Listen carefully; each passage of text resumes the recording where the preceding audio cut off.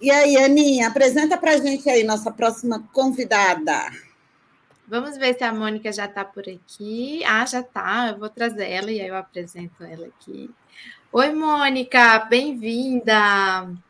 Mônica do Rio, Mônica da Maré. Mônica é candidata esse ano, né? Novamente, já foi deputada, socióloga também, analista política também.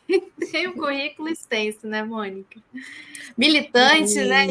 Da causa das mulheres, da questão racial também. Gente, boa noite para todo mundo. Obrigada pelo convite, a Ariana.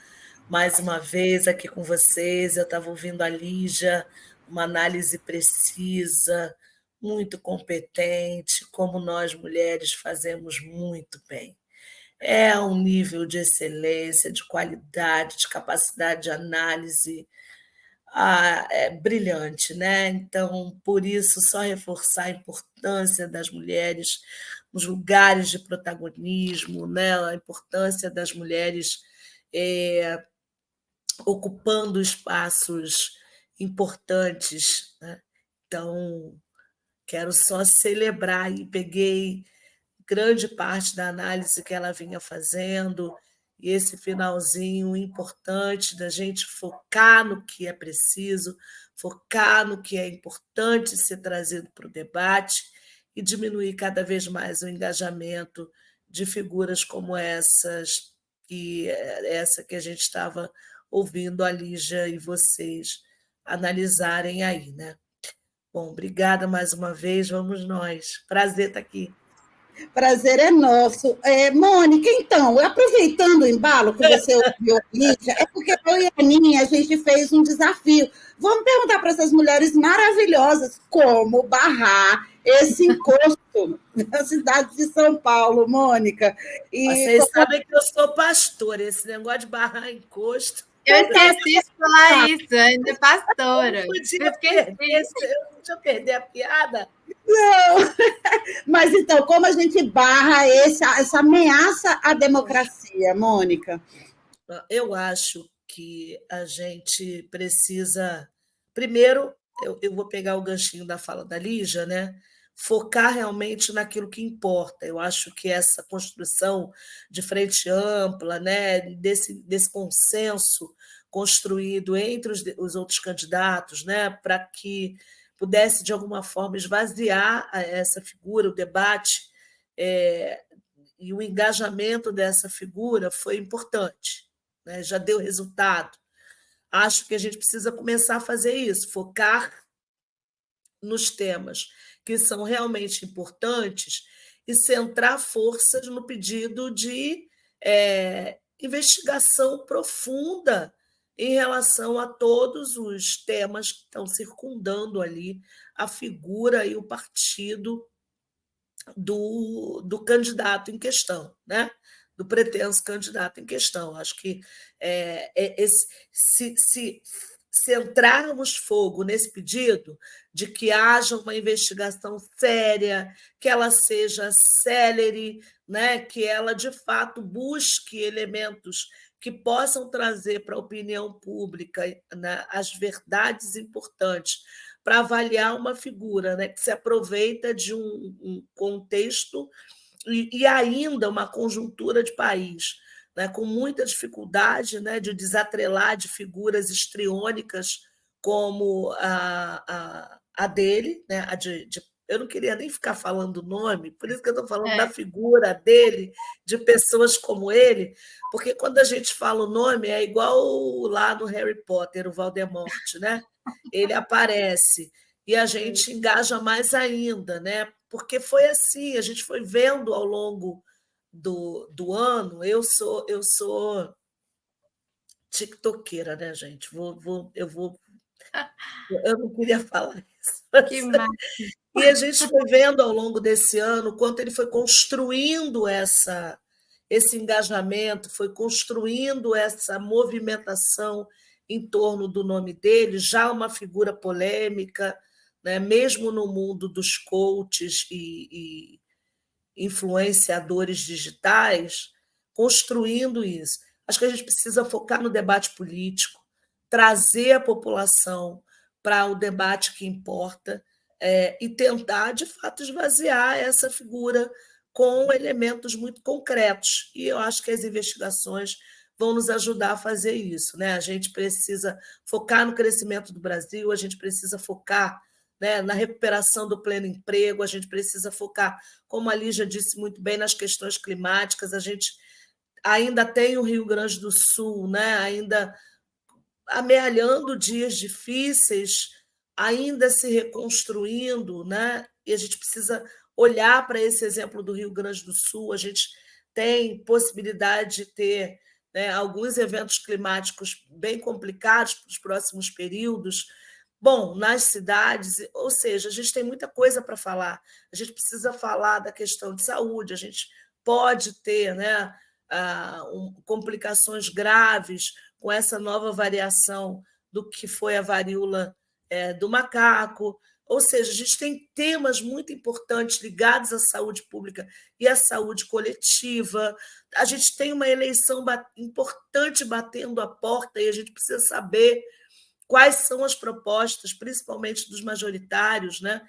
Embora seja muito importante olhar para a proporcionalidade, mas a gente precisa, principalmente nas grandes capitais como Rio de Janeiro e São Paulo, olhar o que essas propostas têm de fato, por exemplo, para as mulheres, né? Somos já, segundo o IBGE, eu já disse aqui uma vez, já a maioria desse país. Então, é preciso olhar as propostas para as mulheres, né? O que, de fato e concretamente, as políticas para as cidades vão dar conta da vida das mulheres para os próximos períodos. A gente tem uma população em situação de rua aumentando nas grandes cidades. A gente precisa olhar para essa questão. Não é uma população de rua clássica, aquela mendicância clássica. Você tem em consequência do desemprego, em consequência dos últimos períodos de ausência de políticas, né, efetivas de acolhimento e de ressocialização, de direcionamento para geração de trabalho e renda e ocupação para essa população. Tive uma população empobrecida, uma população precarizada que ocupa as ruas. Isso é uma questão em São Paulo, né? É uma questão grave. A gente tem aí a figura do padre Júlio Lancelotti muito central nesse tema. É um tema que a gente deveria estar discutindo, né? Não perdendo tempo com figuras que pouco acrescentam e pouco vão acrescentar ao serviço público, ainda que temporário, por 4 anos, ao serviço público, qualquer coisa de relevante para a sociedade, de modo geral, né? De política totalizante, que garanta, de fato, dignidade à sociedade, e que não seja mais uma figura dessas que se aproveitam de períodos, né, na história das eleições, na história das campanhas políticas, como aqui no Rio de Janeiro aconteceu, né? A gente teve o Wilson Witzel, né, que uma outra figura histriônica que aparece, né, na esteira do bolsonarismo e, né, de um anseio por mais armas, enfim. Se elege, e a gente viu o caos que foi durante um momento gravíssimo que nós passamos de pandemia, com o caos na saúde do estado do Rio de Janeiro, a máfia que se instalou, né, com as OS e a gravidade do que foi a questão ligada aos respiradores e aos periféricos, que naquele momento eram fundamentais para salvar a vida das pessoas. Então, a gente precisa dizer o que é. É uma questão gravíssima. Figuras como essa impõem um risco enorme para a cidadania. É disso que se trata. Então, a gente precisa esvaziar as narrativas e o discurso dessas figuras. Ô, Mônica, deixa eu trazer o debate sobre eleições também. você é candidata, você já foi candidata, você já foi parlamentar também, já exerceu esse lugar. A gente sabe que até o termo violência política de gênero ele é muito recente, mais recente ainda é a legislação que se conseguiu alcançar minimamente, né, até aqui, sobre isso. Queria te perguntar sobre a segurança e as condições das mulheres para fazerem campanha, para estarem candidatas, e te mostrar, não sei se você viu esse ataque que a deputada Dayana Santos sofreu nos últimos dias, como um exemplo, né, do que a gente chama da violência política de gênero. Estou tentando achar aqui a matéria que dá os detalhes. Talvez a Yara saiba melhor ainda do que eu, exatamente o que aconteceu com a Dayana. Não estou achando aqui. Talvez Deixa eu abrir aqui, que eu já consegui abrir, para poder contar essa história. Para poder comentar, né? Para você comentar. A deputada Daiane Santos, ela é deputada federal pelo PCdoB do Rio Grande do Sul. Ela foi ameaçada de morte, Mônica. Agora, ontem, né, nessa terça-feira, e sofreu um ataque racista e misógino em uma mensagem enviada por e-mail. Ela registrou o caso na delegacia da Polícia Legislativa da Câmara dos Deputados e ela, só para a gente ter essa informação, ela é presidenta da Comissão dos Direitos Humanos, Minorias e Igualdade Racial da Casa. E esse texto, com essas ameaças, foi enviado por meio de um domínio registrado no Serviço de Correio Eletrônico Proton Mail. São detalhes aqui, né? Que é um e-mail criptografado. E ela avisou que as ameaças não vão calar a parlamentar. Ela abre aspas: seguirei de cabeça erguida, exercendo meu trabalho, sempre comprometida com todas as pessoas que me confiaram seu voto. Não permitiremos que o medo nos silencie. Continuarei lutando por uma política mais inclusiva, com equidade, sem racismo e justa, onde todas possamos ter voz e vez. Então, está aí a matéria do Glauco. Deixei, inclusive, aqui no nosso chat o link para vocês lerem a matéria completa. Mônica? Pois é, essa é uma prática que, infelizmente, a gente ainda vai conviver por um período, pelo menos, considerável. Tá? E por que eu estou dizendo isso? Nós percebemos o quanto, por exemplo, né, a PEC 9 e tantas outras ações e manifestações do Congresso demonstram a inconformidade com a presença do que a gente pode chamar de corpos dissidentes ou discriminados no interior da política institucional, muito mais especificamente, gente, no parlamento, fazendo a disputa desse espaço de maneira mais efetiva, não só construindo a organização partidária ou o movimento social, né? Enfim, mas formulando a política, executando a política, ocupando comissões importantes. Isso é um sintoma dessa inconformidade. E a política, obviamente, sempre foi muito violenta no Brasil. A política ela é violenta, né? Ela pressupõe violência na sua essência. E no Brasil, ela sempre foi permeada pelo elemento central do coronelismo, das práticas coronelistas, né, das práticas, né, ditatoriais, extremas, violentas, construção e manutenção de currais eleitorais, eliminação, né, de adversários. E quando eu falo eliminação é assassinato mesmo, né? Então, a nossa política ela está, de alguma forma, muito presente, muito recente na forma e no jeito com que a política ela é feita e ela é conduzida no Brasil. Né? E isso se intensifica quando a gente percebe que esses corpos, né, difamados, discriminados, esses corpos que não são ainda, né, muito presentes na política, no centro da política, né? Porque na periferia dela nós estávamos ali. Quando eu estou falando de mulheres trans, eu estou falando de pessoas LGBTs, eu estou falando de pessoas jovens e de mulheres negras, e de mulheres e mulheres negras, principalmente mulheres negras. Então, isso vem se intensificando, esses ódios, essa rejeição vem ficando cada vez mais explícita. Então, as ameaças. E com a Marielle não houve ameaça. Com a Marielle, a gente viu a execução de fato, a eliminação, a tentativa de silenciamento, de castração de um processo que eu digo é irreversível. Esse processo de ocupação do espaço parlamentar no centro,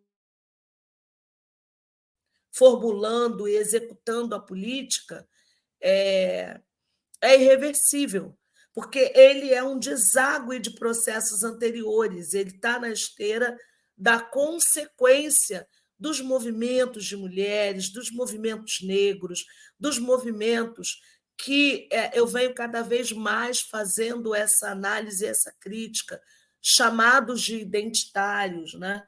É preciso ter muita sensibilidade para olhar para o que é, no contexto da sociedade brasileira, a classe trabalhadora, a cara da classe trabalhadora. A classe trabalhadora no Brasil tem cara de mulher negra e de juventude negra periférica, sobretudo.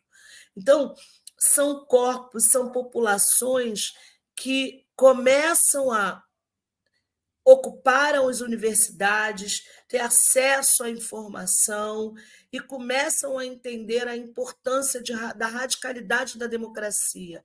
E a radicalidade da democracia, ela só se efetiva a partir da presença destas pessoas, do conjunto destas pessoas vindas da base da sociedade. Mônica, chama atenção você ser uma figura progressista e pastora.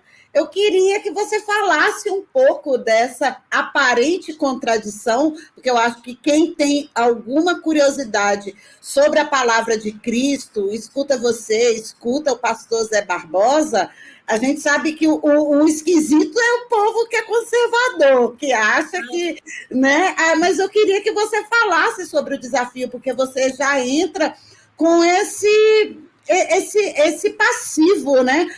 É crente, né? Essa coisa, porque a gente tem um exemplo lá na Câmara que é estarrecedor, né? Aquela BBB, a Bíblia, bala e boi, é complicado. Fala um pouco sobre isso, por favor, Mônica.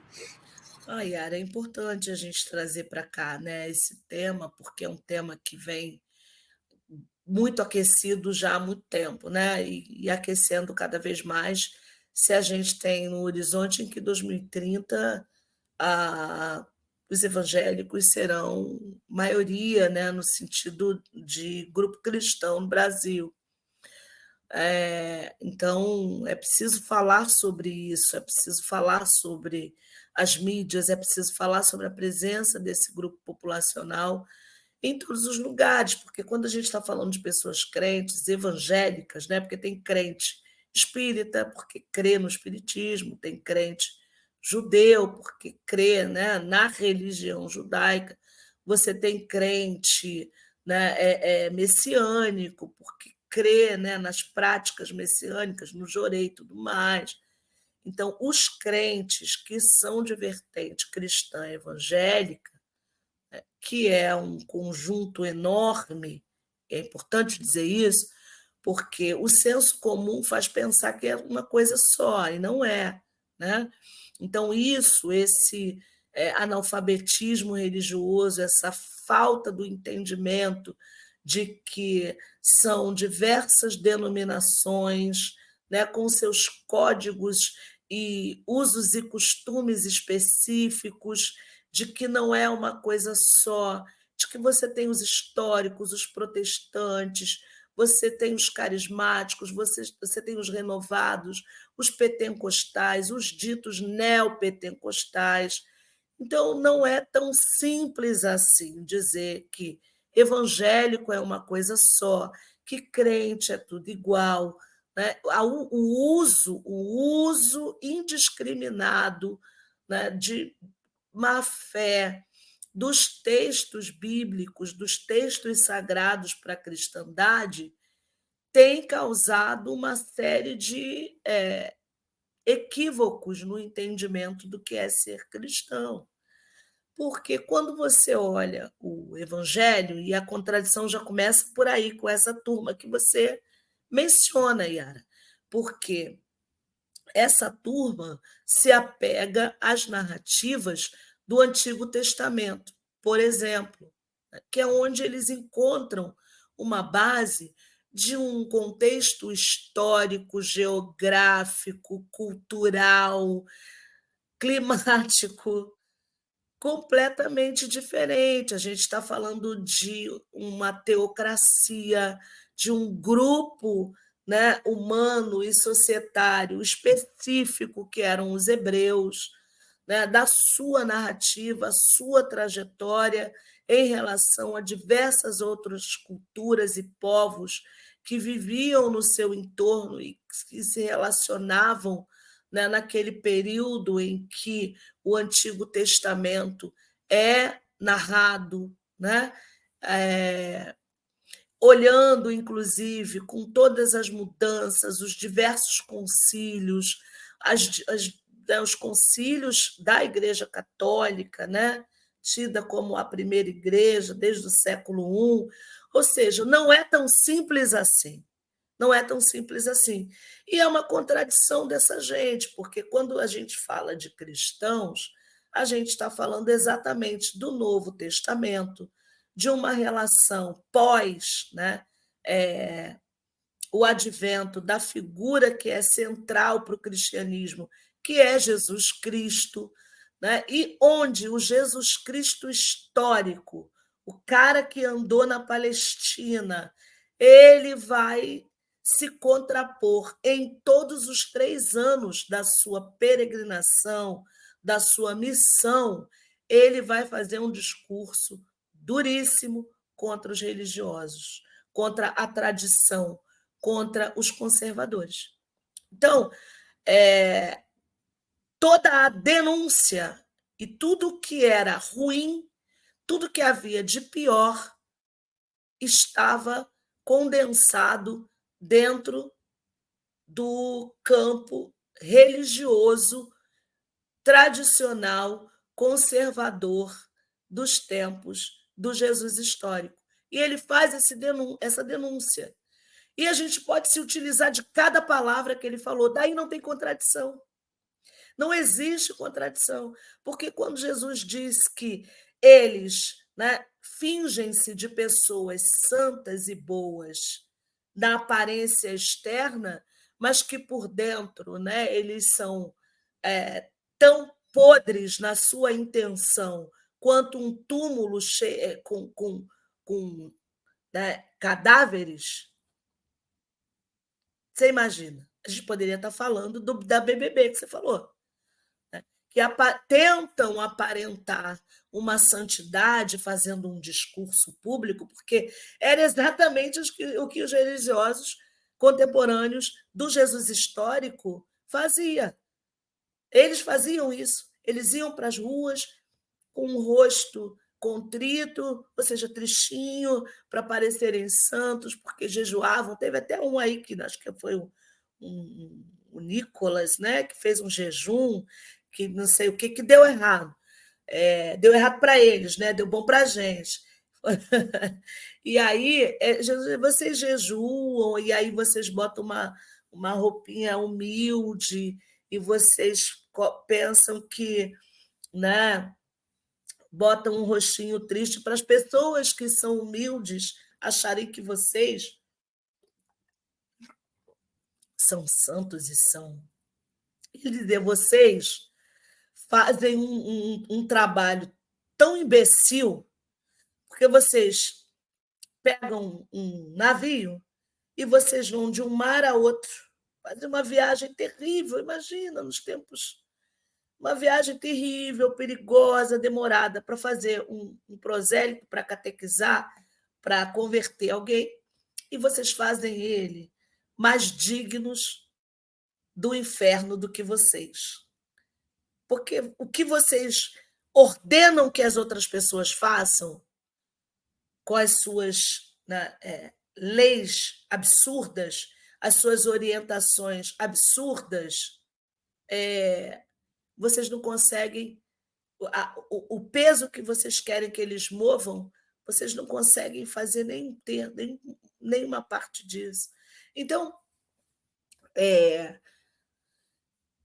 é importante que a gente fale mais sobre isso, de que a justiça cristã ela não é antagônica, ela não é contraditória à justiça social, muito pelo contrário. Quando você pega um texto bíblico como Mateus, o Evangelho de Mateus, no capítulo 5, por exemplo, onde o Jesus histórico, eu estou falando do Jesus histórico, aquele que estava lá falando, dizendo, gente, vocês não podem dizer que me conheceram ou que têm uma relação comigo se vocês não tiveram a capacidade de olhar para uma pessoa encarcerada. Então, quando eu luto pelo desencarceramento, quando a gente denuncia que o encarceramento no Brasil ele é preto, ele é pardo, ele é um projeto racista e extremamente violento e segregador, eu estou cumprindo a justiça cristã, eu estou fazendo o que Jesus mandou. Se você não alimenta quem está com fome, né? Não é dizer como o Marco Feliciano que as pessoas, o trabalhador tem que trabalhar a exaustão e com fome, porque é o que o trabalhador precarizado, uberizado faz, o entregador entrega comida com fome. Se você não se compadecer de quem tem fome, de quem está na rua, não é pedir para o padre Júlio Lancelotti não dar comida para as pessoas, não é dizer que dar comida para a pessoa que está na rua é estimular a pessoa a viver na rua. E depois ir para a missa ao domingo ou para o culto badalado da igreja de Parede Preta, entende? Não está cumprindo, tem alguma coisa errada aí. Porque Jesus falou para a gente dar comida a quem tem fome. Você tem que criar política pública para efetivar a justiça social. Então, se eu estou lutando por direitos humanos, a Bíblia é a maior cartilha de direitos humanos que a gente tem. Pelo menos no meu entendimento. E a maior cartilha revolucionária. Porque quando ele diz para os campesinos, né, através do profeta Joel, quando ele levanta a voz e diz para os campesinos, para os camponeses, transformarem as suas relhas de arado em armas e ir para cima, meu irmão, se isso não é revolução, eu não sei o que é. Então, não há contradição em você. E pastor, vamos lá, não é... Eu vejo que aqui a reverenda Cacá, a reverenda metodista está aqui entre nós. A gente criou um senso comum e um tipo ideal de pastor, que é aquele ou aquela que usa joias caríssimas, usa roupas carésimas, de grifes famosas, anda no carro último tipo, né, e tem bilhões na conta. Ou nem sei mais o que. Não sei contar depois de bilhões, é o quê? Trilhões, né? Trilhões, né? Na conta. Não, isso é uma contradição. São os estereótipos, né? São os estereótipos que são convenientes, né? Também.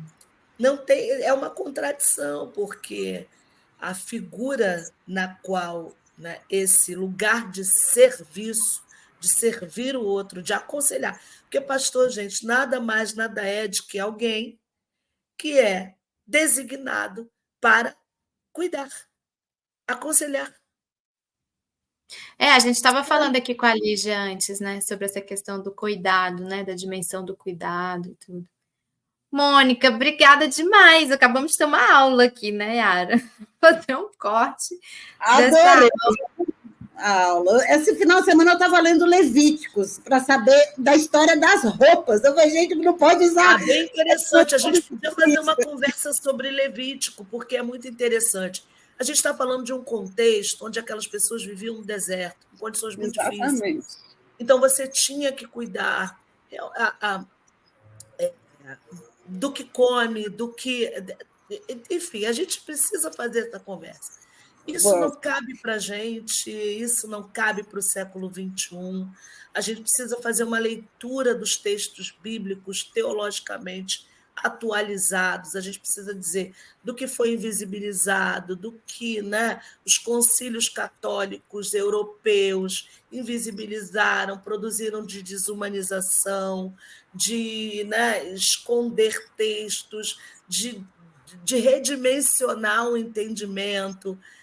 Também, né, a gente tem uma Bíblia que foi a orientação traduzida por um padre católico, o padre João Ferreira de Almeida, que ditou e orientou todo o pensamento.